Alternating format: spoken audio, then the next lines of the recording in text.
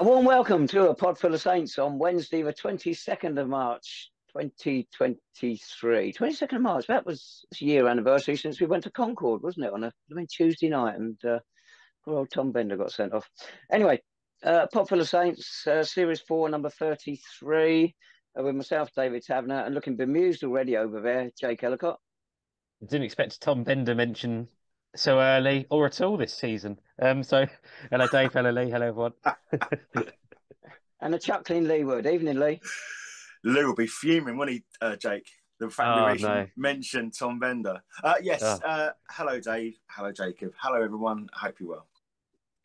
We've got a busy little agenda today, haven't we? So we're going to get cracking straight into it. No more Tom Bender.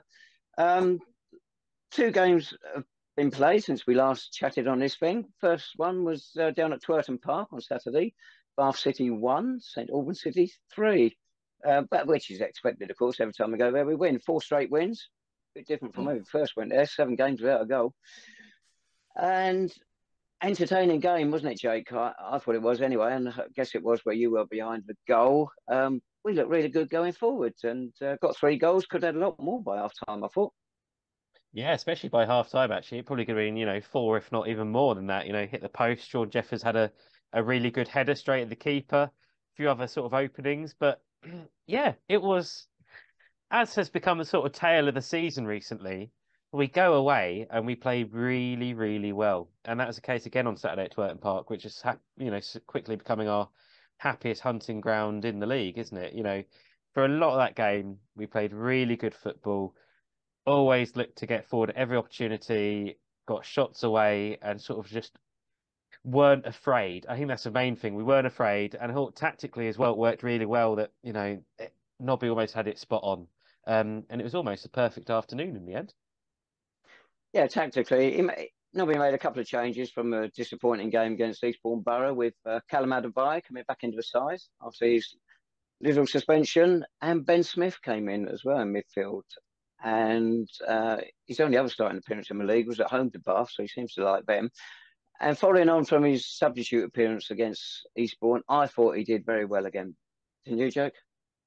Yeah, for once I actually agree. Yeah, I thought Ben Smith played very well in the middle on Saturday. I think, you saw his quality. I think it helps, I think Bath probably played into our hands a little bit. They actually gave us a little bit of time in midfield, I thought, and probably didn't press us as much as some teams have this season. But Ben Smith did a very, very good job in there. And I think he could soon be a real heartbeat of this team. He's so young, but he's already shown some real quality. And I say Callum Adebiyi as well, back from his suspension, and I thought didn't really do much wrong either. You talked about Nobby making those changes, and they worked really well, I thought. And Ryan Blackman, he's been out with a suspension, but you didn't miss him at all away at Bath on Saturday, I thought, thanks to Ben Smith. It's funny, wasn't it? All those chances we had, but it's not as if we were banging on their door relentlessly in the first half. I didn't think so. It's just that when we had the chance to attack, we did it with speed and numbers pressed forward very, very quickly.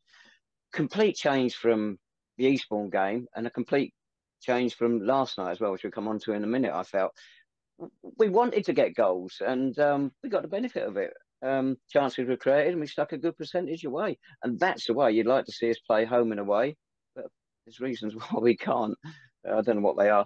Anyway, the 2 players came in. That meant Glenn McConnell as well. And Mitchell Weiss both went out. McConnell, I think, was a misunderstanding. And Weiss was dropped, wasn't he? And he came back on and scored a goal at the end when he replaced Sean Jeffers. What do you mean by misunderstanding, Tavs? Oh, his fitness between us and Cambridge United. No, nothing sinister. Oh yeah, no, nothing bad. Okay, interesting. Yeah, but Mitch, I mean, we've questioned Nobby's substitutions in recent weeks, but the substitution of bringing Mitch on worked absolutely perfectly, didn't it? Brilliant finish, and that's what you want from a man coming off the bench, someone who knows where the goal is, who can be a real threat. And I think the great thing about that on Saturday was they were positive changes as well from Nobby. I know we took Jeffers off and there was a bit of, whoa, what are we doing here? But they were positive changes, and you saw with Mitch's goal in the 94th minute, we weren't sitting back. We wanted to put that game beyond doubt. Even then, you know, we got let off really with that. You know, Bath came back into it. They had a goal offside. That was it offside? Very hard to tell from the highlights. Probably not. But the fact we didn't sit back, we still looked for that third goal. Really, really positive. Yeah, there were gaps there to be exploited at the end, and we went for them. In fact, it's funny, wasn't it? That game should have been put to bed at half time. Um, and in the end, as you say, there were chances they had with disallowed goal and other ones as well, hitting the woodwork a couple of times. They could have saved it, and had they got that late equaliser, they could well have gone on to win it, and we'd have been talking about a totally different scenario. But we'll settle for the 3-1 win and chat about that. Yeah, absolutely. Lee, I was just wondering what you sort of made it. Obviously, I know you're restricted to the highlights because you're enjoying the lowlights of Birmingham area of the country, but Yeah, I mean, the intent was good, wasn't it? You know, and I think both of you touched on it there. I think we're creating chances. I was chatting to Matt Farmer in the pub before, and I still, not just in this game, but in previous games, we're still quite wasteful. I'm loving the fact that we are creating these chances, and Tav's alluded to it there, that we are putting a fair few of those away. But I'm still, and it didn't cost us this time around. Whereas in previous games, we've not been managed to convert the amount of possession we've had, which is, you know, is it a concern? It's there, isn't it, at the back of your head? You almost feel as though we need 2 or 3 chances to score 1 goal at the minute. And that's just being super critical. I think one thing I also noticed, Jake, is the fact that how deep Bath sat in the first half in particular. But when you've got the players like Smith and, you know, who are running right in terms of amount, he's a player that thrives with time on the ball. He and Blackman both combined, which is probably sure. I'm not entirely sure you could get away with playing both in the same side because they're quite similar, aren't they, in the way they approach the game. However, I think that going by the chances, we probably were the better side, no doubt about it, and probably we deserved the win. Mitch, fantastic. I've accused him of being quite wasteful in the past. Fantastic goal, fantastic application from him to sort of come on. He's not one to sulk, is he? You know, he when he comes on, he makes impact, and he's always looking to progress and improve the side, and he does that in abundance. But on the whole, great intent, great win. Yeah, and I think it's nothing less than we deserved. We needed it, didn't we? Because they'd gone 3 points clear of us during the week with their win over Dulwich. Lose that one, and suddenly we've got a bit of a gap to make up. Of course, another away win, 11th away win of the season, incredible record, and we're right back in there again. It's the last few weeks. It's really tightened up, hasn't it? Suddenly, a bit worryingly so. But yeah, really good win, and it just felt like. But then we say this every week. It felt like a real statement win in a way. If sort of now can we kick on? Of course, I don't want to spoil what's coming up next, but it just felt like again it could be one of those. So, but it was just a really positive afternoon. Great to see Zane score and get his 50th goal for the club as well. I'm sure, Dave, you were going to mention it, but with a really good finish, I thought, as well, actually, from Zane. Oh, it was a great opportunist goal, wasn't it? The keeper clattered into one of his own defenders. Sean was in there as well, but he was innocent. And while those two were lying on the ground, lovely little lob over a lot of them and into the back of net. The 30th player to score 50 goals for the club. So, well done there, Zane. We had a bit of a wait for your 50th goal there. Can you be a bit quicker? Get my next 50. Right, you alluded to what happened last night at Clarence Park. And Albans City won, Cheshunt won. Cheshunt had a good run a little while ago. Slipped a little bit of late, back into the bottom 4. City were expected to win, obviously. And once we were ahead, took us a long time to get there. Who thought we were not going to come away with 3 points? I didn't. I don't know where you start with this, fellas. I mean, we were just, if Jake had any hair, he'd be pulling it out because it was so frustration. Frustration isn't even the word. I was trying to gauge Nobby's post-match now, which I thought was improved, by the way, yesterday's game. Good start. Jeff has looked interested. I thought Cooper grows game by game, and I think he's coming in very sort of under the radar sort of player. Everyone's sort of talking about McConnell, and Jeff is obviously getting all of the goals, but I think Cooper, for me, does a lot of the hard yards and doesn't really get the credit he deserves sometimes from all City fans. Started fantastically well. Again, a couple of really gilt-edged chances went begging. And then after that, Jake, we sort of to let them settle back into the game. And they rode their luck a little bit, but, they saw it out. They got men behind the ball. They frustrated. And, it was City of old, almost. Mm. Yeah, it really was, wasn't it? And that sort of, sorry, Dave. It's just the lack of ideas, I think, especially in the last sort of, after they equalised, after the own goal, and the lack of ideas as to how to break them down. Of course, they were always going to sit in, weren't they? But yeah, it was so frustrating, and just it felt like a game of just real moments that could have totally changed it. I think of the goal that was ruled out in the first half for the two Cheshunt players running into each other. I think of Shay's chance where he skinned a man and then put it wide of the post, and then I think of Callum Adebiyi with a brilliant finish from 5 yards out at both ends. Just one of those nights. Yeah. Oh God. I thought you were going to come up with a stat there, Jake, of Callum Adebiyi being the first City player to score in the Hatfield Road goal for 5 games, but you gave that one a miss. I thought actually the frustration was self-inflicted, because we got the ball and we went across the pitch, we went backwards, and we, instead of trying to open them up, take a gamble and getting at them, we didn't. We wanted to keep possession. We didn't want to lose. It was the wrong way to go about it. I want to give credit to Cheshunt, by the way, because they're not a great side, but they played to a system. When they got that ball, they got it forward quickly. They didn't just hit it. They had men ready to where that ball was going to go. They'd planned it. And Craig Edwards, I don't know what his budget is there, but he's done a good job in turning it round there. And if they get out of jail and stay up, it's an incredible achievement after those 10 defeats in a row at the start of the season. But that said, we lacked the wit and wisdom and the determination. It wasn't a leader on the pitch to say, we've got to change this. Or it wasn't coming from the touchline. We've got to change this. We've got to get at them more. We did it with a bit more tempo later in the game.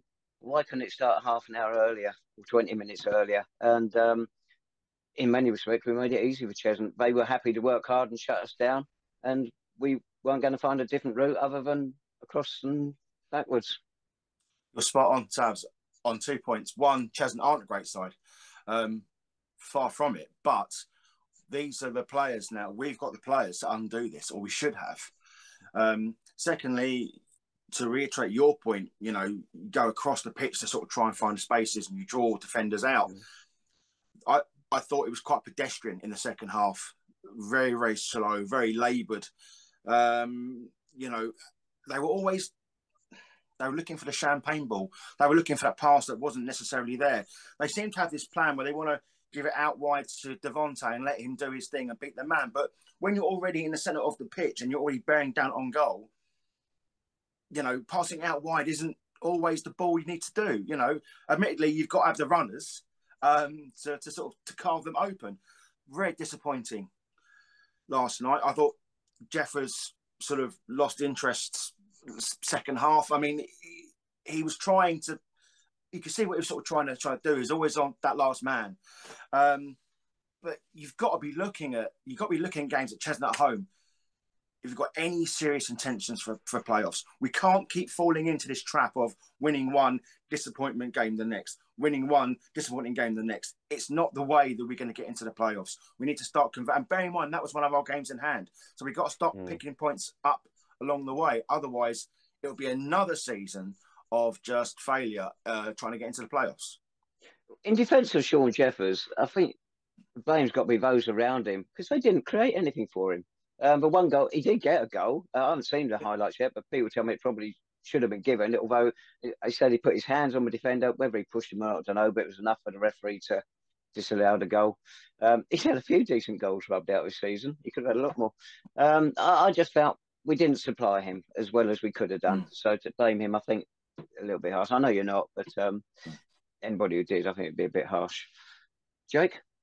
Yeah, I think both of you sort of suggested it. I think it's actually quite an interesting comparison between two sides. One, Cheshunt did have that plan. They had quite a lot of aerial balls and what you might sort of say spectacular forward passes, but they worked. Whereas the Saints had quite a lot and they didn't work.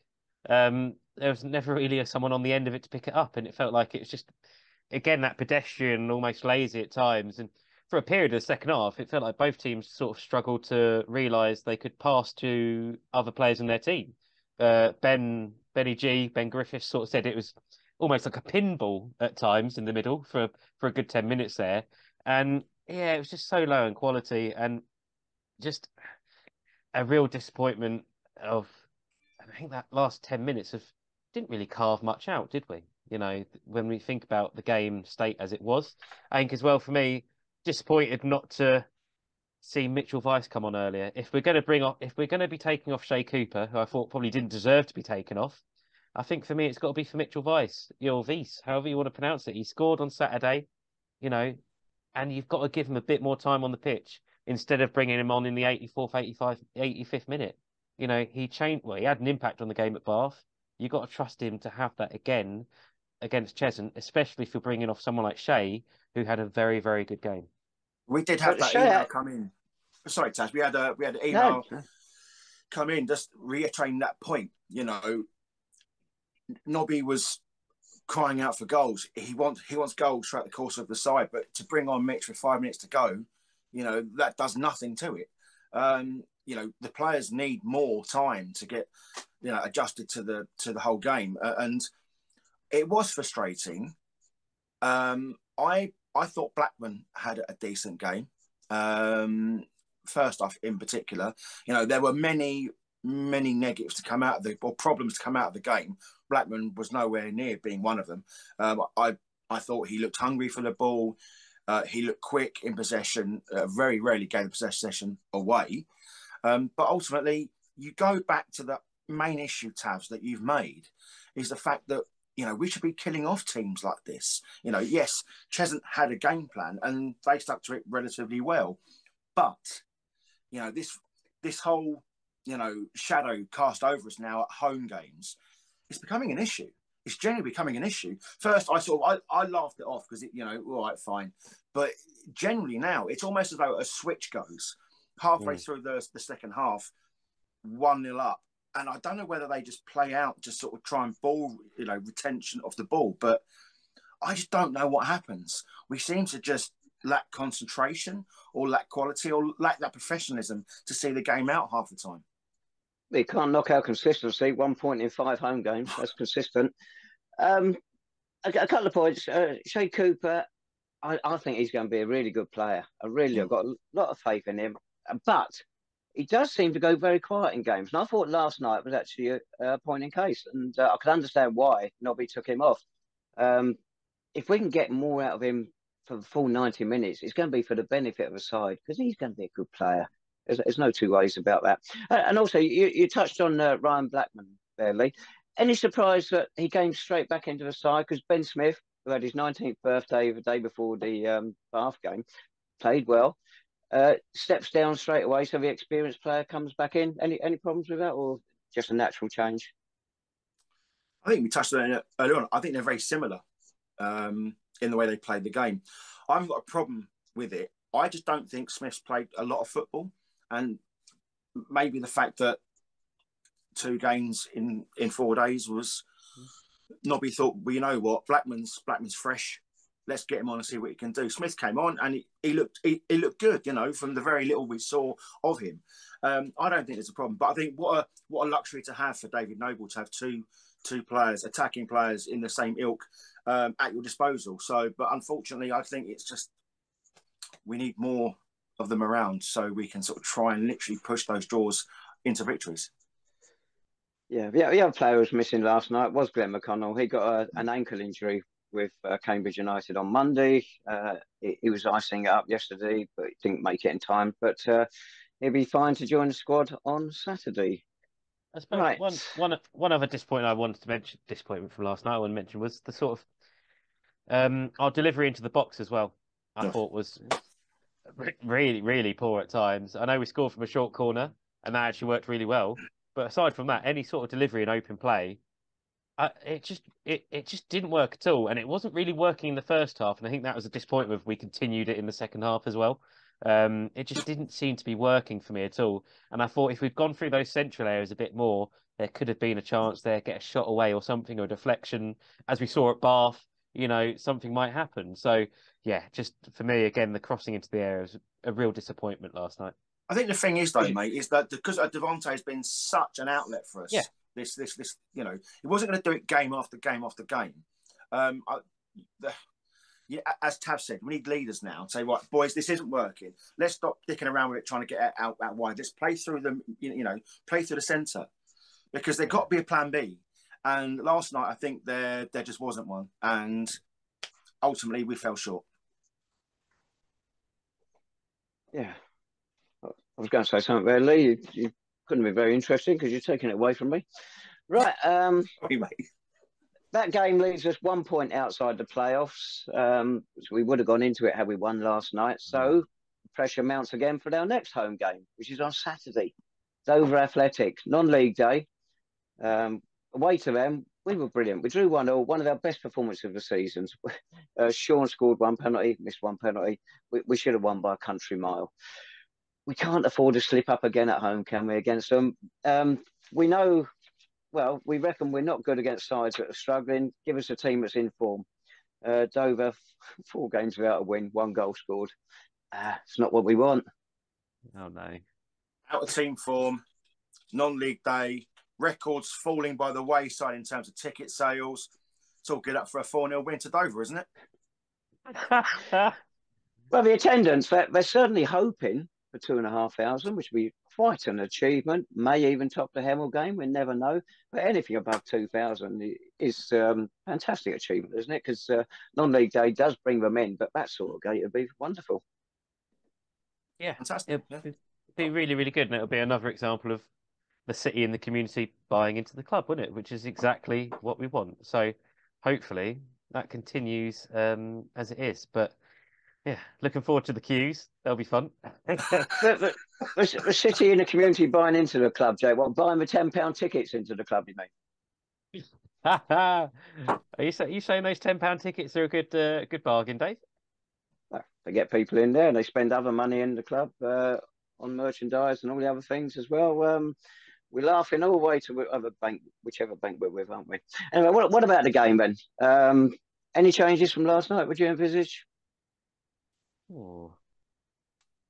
I think he might. I think he might be looking at Smith, if I'm honest. And I mean, it was really weird because last night we didn't seem to have any sort of like central midfielders, like the holding ones. Everyone sort of seemed to sort of go off, and Jeffers went off, and Cooper went off, and it was just, I don't really know what the formation was there. People were quite sceptical about the Trollio last night, and I don't know whether there's a situation that he maybe loses out. But again, we don't know. We can't double guess ourselves. I don't even think Nobby even knows at the minute, because he must be tearing his hair out, because the fact is that we get ourselves into winning positions and somehow we manage to sort of, come away with very little for our efforts half the sort of time. I think it was on Saturday. Ricky had a really tough time at left back. I've had somebody pretty nippy down there who gave him quite a few problems. Yeah. But yeah, we've got to remember he's still young. I know he's signed to Coventry City now, but this is his first season. He's still got a lot to learn. Yeah. And he's done pretty well so far. I don't think we're going to knock him too much. No, not at all. No. Right, so we're going to go for a win, aren't we? I can't see us not winning it. I know we're at home. Last night, though, Tabs. Yes. And the week before. And the week before that, actually. It's going well, this prediction luck. Yeah, do you see any changes, Jake? McConnell coming back into the squad, will he start, that sort of thing? Or Ben Smith, as Lee mentioned?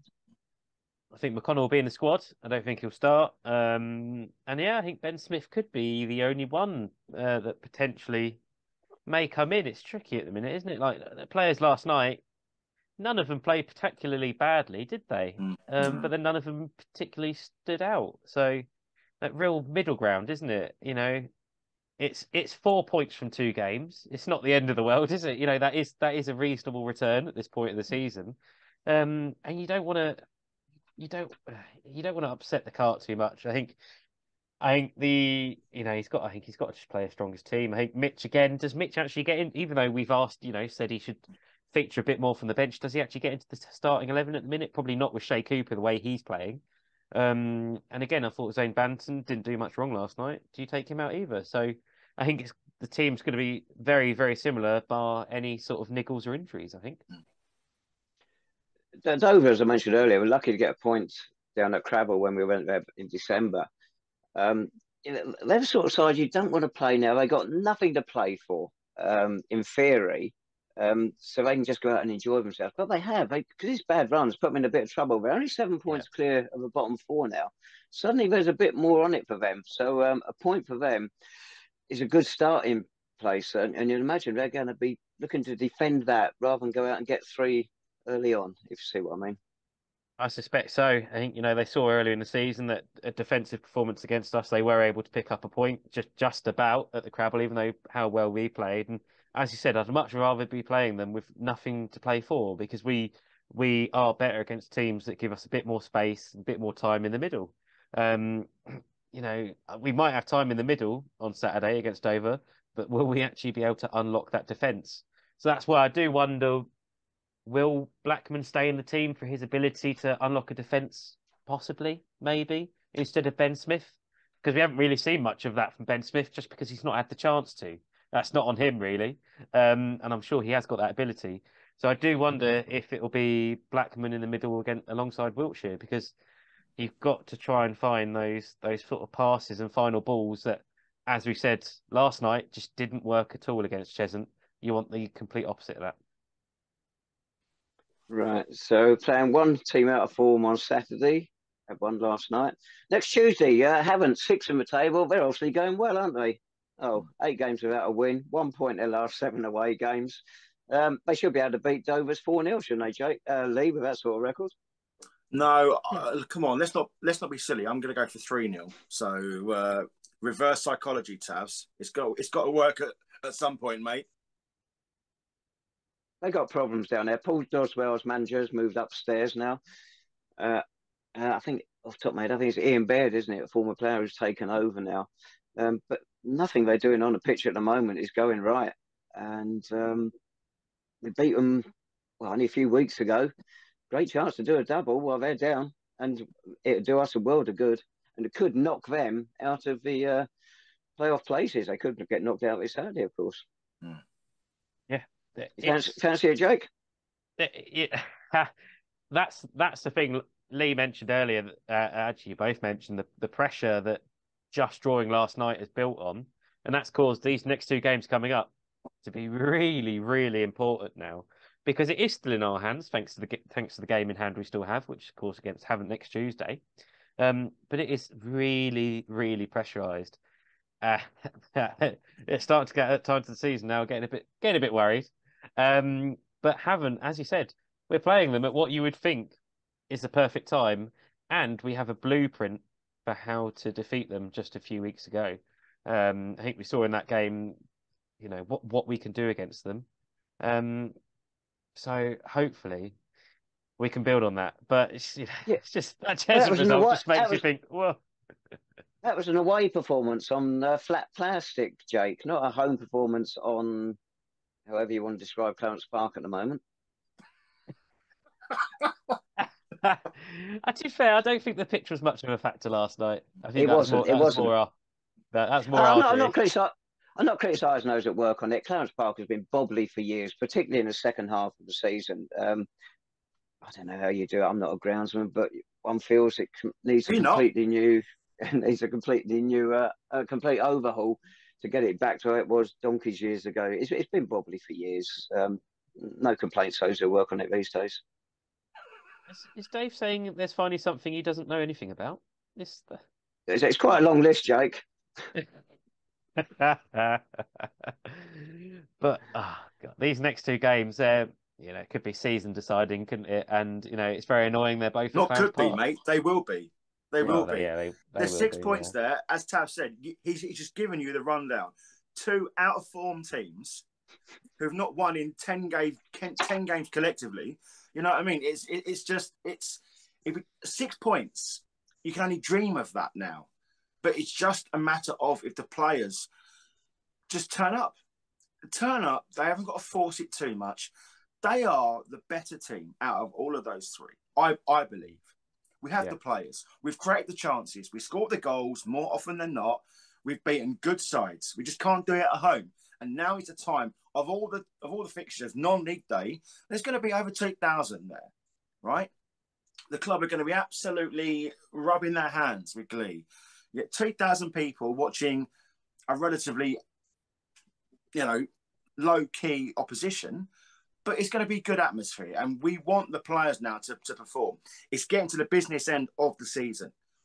Perform or just dwindle away into another season of just mid-table obscurity. Ridiculous. We've got to deliver now. It's low-key opposition, Lee. They've been up in the Conference National the past few seasons. Of course, they came down with that huge but where are they points now? deduction. Oh, yeah, exactly. They're on a downward trajectory, and we've got to make sure they keep going, haven't we? I could reel off 40 teams that have been in the Conference National at any point, Tabs. Doesn't mean then I'll go and put the kettle on. Yeah. Mine's a scotch. Right, come on then, predictions. Let's not muck around. Come on, Jacob. All right. Didn't I didn't get the score last night right for Bath, but I did, or Cheshunt, but I did say a draw, didn't I? So yeah, I'll take that. Just get on with it. Stop over egging your part. Oh God. Right, I'm gonna say Dover. What am I gonna say? God knows. 2-0 Saints. And haven't? 1-1.